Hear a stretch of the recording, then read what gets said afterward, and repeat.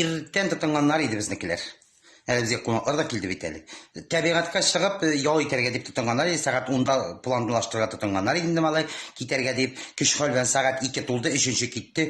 Наконец-то җыенып чыгып киттеләр. Сездә дә шулай мул җәмәгать. Әле берсенә носки юк, әле икенчесенә куртка юк. Нинди шалбар кияргә, нинди башлык кияргә, шапка кияргә. Барсаң ярыймы, бармасаң ярыймы? Миллион сәбәп, миллион төрле җыенып, балаларына әйтәм инде, олылары түгел.